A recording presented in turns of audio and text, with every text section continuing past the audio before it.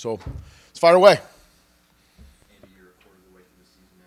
Just how do you feel about your group and how they progress in the last couple of weeks? Well, they're progressing. They're improving. I think, you know, as a coach and a teacher, I always think that as being a part of a program that puts so much emphasis on preparation and, the process and doing things the right way. I said one of the biggest indicators, of our growth is probably how we're approaching practices during the week. To see us going out there, putting together practices and, and growing with our want to go out there and improve. And, as we add and we evolve, as I've talked every week about how you have to evolve every week as an offense, and for our guys to be able to do that with, open arms and a mindset that says, okay, let's do this. I'm real pleased with the direction they're going. Got to keep doing it. I said this last week, but every week it just gets harder and harder and harder, and it gets more important and requires more urgency. And so you just got to keep stacking that stuff together. Is there anything to say about maybe some like Jalon's doing, maybe something like the wide receivers, the offensive line's doing, anything that stands out at all to you about these last couple of weeks? Well, they're playing together, You know what I mean? They're a unit, and I think that, people have talked a little bit about ball distribution and using people and stuff like that. And I think, our strength in numbers is our biggest strength right now. We're going out there and a lot of guys are playing, a lot of guys are producing, and they're playing together as a unit. People ask about the offensive line, and, a couple weeks ago I talked about how impressed I was with how they're, as a group, they're playing so well together. And I think that you can be said that to all 11 guys or whoever they happen to be on the field. And so I'm really pleased with them playing together as a unit. And obviously got a great quarterback right now who's playing great. He's the conductor of the orchestra out there and doing a good job. Jalon talked about him looking for new ways to improve, considering the strong start to the season where we had. How have you seen that kind of manifest itself in the facility this week? Well, he still approaches every day with I want to get better, right? And so diving into what the game plan is, right? The calls, protection checks, all those kind of things that, the details that you have to be really well versed on week to week, because it resets every week, right? You play new defense, you play, your game plan, like I said, it'll evolve, it'll change, based off of who you're playing. And so he comes in, every Sunday and Monday, Tuesday, Wednesday, Thursday, Friday, with the idea of, okay, what today, what are we doing, to get better? We call that in offense, we talk about it all the time in our meetings, call it tilling for snakes. Worked for a guy way back in the day who was with Hayden Fry for all those years at Iowa. And he said, Hayden Fry used to say it all the time. So we're tilling for snakes. We're looking for some small detail, some small, could be minute thing that gets us all on the same page that helps us win a football game on one snap, because you never know when that one snap's going to come up. So his constant tilling for those snakes, his constant drilling for, okay, what about this? How are we going to handle this? What do you want here? Okay. He continues to do that every week. Do those players understand those things, those old school sayings? Well, they do when I say them enough, right? Okay, they start to understand it. Of course, you tell the story about how you had to, back in the day when you had to, grow your own garden to survive, right? And how important taking care of your garden, tilling for snakes and tilling the earth. I don't know if they quite understand that, probably because none of them ever gardened before in their life, but I shouldn't say that. Maybe someone has, but yeah, they get it, Hopefully it sticks for them. You just talked about him coming in and diving into the week's game plan. What does it look like for you two? What's the first contact of a week? Do you have a lot of one-on-one time with him? Not a ton. Coach Z works with him. Has a meeting time with him. We do a lot of things as a unit. Okay, so we spend time together, making sure everyone's on the same page, and that the receivers, the quarterbacks, O-line, everyone's kind of hearing some of those things. But then when we break into positions, he's with them. We'll spend some time, post game real quick, just to make sure if there's any major issues and stuff that we're on the same page about what needs to happen or what he's doing well. Of course, lately it's been a lot of pats in the back, right? And then as the week goes on, we meet together, and then we make sure he and the other quarterbacks all understand, the sequence of plays and what we want and how. Why that's on the call sheet, to rehearse it one more time, why it's on the call sheet, why we want to call it, go through every situation, every call, and make sure we're all on alignment of what's happening there. And it's an opportunity for him and the other quarterbacks to, say, hey, listen, I'm not comfortable with this. That's great. Then we cross it off, if that's the case. Absolutely. Yep. We've talked, I think one of the first times we met in this room, I talked about collaboration. I think that's really important. I'm blessed to work with a great staff of guys. I really do. And then you got a group of kids that we're talking about who are really buying in and understanding and playing together. And it's a blessing to be in that unit right now. You know what I mean? To be coordinated. It's a lot of dudes who want to get better. You know what I mean? And there's a lot of guys who want to help people get better. And I think you can see that with the guys and their approach every week. So I collaborate with them all the time. Yeah. Sure. Yeah, and early on this season, did a lot of comparing this year to last year, this year to last year. I wonder though, let's go back to that real quick. Do you see, as you're doing this with Jalon, and he's got that freedom to speak up and cross things off and that kind of thing, are you seeing him pick these things up faster, easier, quicker, smoother, all of that, or compared to last year?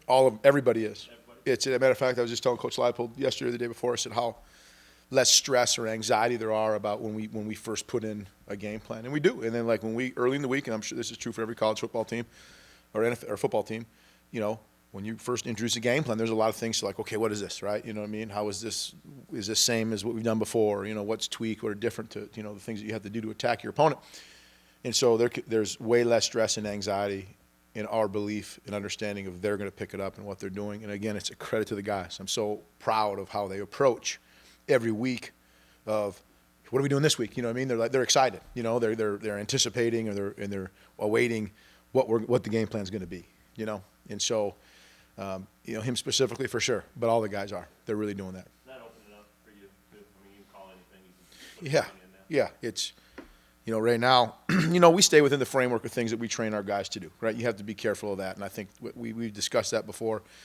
One of the hardest things is to predict, right? Last January, when we were going to evaluate who we were going to be in the fall, right? You know, week 1 to week 6 to week 12, like you have to predict that because the spring reps that you're about to take are going to directly impact what you've trained your guys to do. So you have fall camp and you have spring football where it's so critical about what your identity is. You don't want to miss in those situations. And we've been lucky, right? And so in the sense that we've been able to predict the right way, I think. And so, but you have to always add, right, and evolve, and you add tweaks and you look for inspiration in other ways to make sure that you're moving forward as an offense. And like I said, you're not being stale and you're not doing the same things over and over again. This 3-3-5 defense is different than other areas of play so far this season. I guess just big picture, what type of challenges have you faced the style of defense? Well, your point, structurally it's different. So you have to make sure everyone's on the same page about where and what direction they're going and who, right, and how they're blocking and how things are being identified. And when you line up the way they line up, they can be really multiple, right? They can give, you know, one look to start, you know, the snap, and then as the ball is getting snapped, it could look completely different. And so, you know, we've prepared for it well, you know what I mean, through you know, years past and the off season. I think the guys are doing a really good job and they have a good understanding of what it is and how they're trying to fit things and the coverages they're playing behind it. But they got a good team, man. Their defense is good. So structurally, it's a little bit different. It's really multiple. I'd like to think they're saying the same things about us, right? And so you have two multiple-looking, you know, groups going against each other, and it's going to be about the group that can play with the most discipline, right, and play fast. And I like how our guys are preparing. So it's a challenge. It's a unique challenge for sure. You mentioned being multiple there. I guess how much should tweak when it's a different defense than you kind of play? You talk about evolving every week. Like how much has to change when you've been going against different kind of fronts and all of a sudden you play one that's kind of different than Duke or West Virginia? Yep. Okay. So what you're bringing up is, you know, it goes back to, you know, do you all of a sudden play a different front and you have to kind of scrap the whole, you know, everything you've taught the kids already to go back. And one of the things that we've always done a good job of, I think, is we have identified what the variances are based off the teams that we're going to be playing in the future, and we've prepared in those moments we talked about earlier about when we're going to train our guys. So spring football, fall camp, we took opportunities to make sure that we're going through these kind of fronts and coverages and these looks to make sure that when we get into this game, it's not, oh my gosh, this is totally brand new. You know, obviously there's some guys that were playing before, and so they understand what, you know, playing them last year and other teams that had similar defensive structures. So they're not surprised when it shows up. But we call that referencing the calls, and so we would practice those calls at certain opportunities, you know, scheduled throughout fall camp and spring football. You know, and just like our defense would if they're playing maybe an option team or something like that, right? They would schedule times to make sure that they're getting those kind of looks throughout fall camp or spring football to make sure that they're not blindsided by the kids aren't, at least when they actually show up during the season. They said it's very simple. Just talk about how their job Well, Socrates, I think, said simplicity is the greatest form of sophistication, right?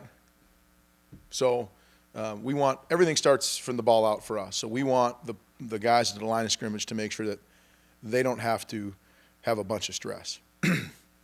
What we've discussed and we talked about as a staff is that when you look at positions on the offense, the group that probably has the most post-snap variables, the fastest, right? So these variables that are going to occur and how fast they happen.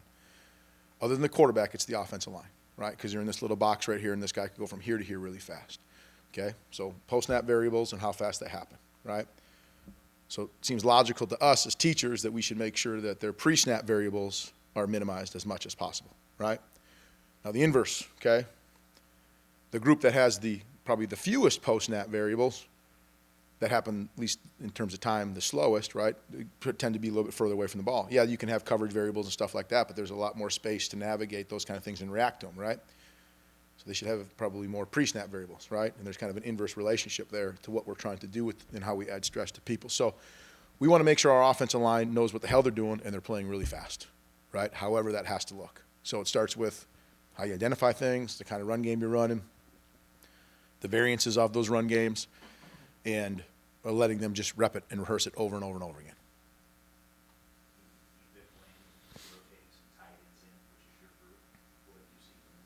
Consistency and some depth.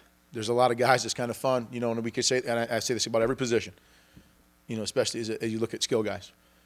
Just another guy goes in, does his job, right? And so we're blessed to have some guys who I think are very willing to go in and block the C gaps and D gaps.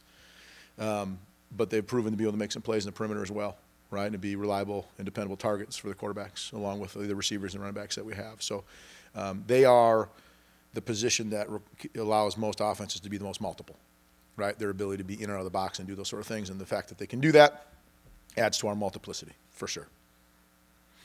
You talked a lot about avoiding bad football in the past. Do you feel like you're there, or is it ready to take the next step to playing good football?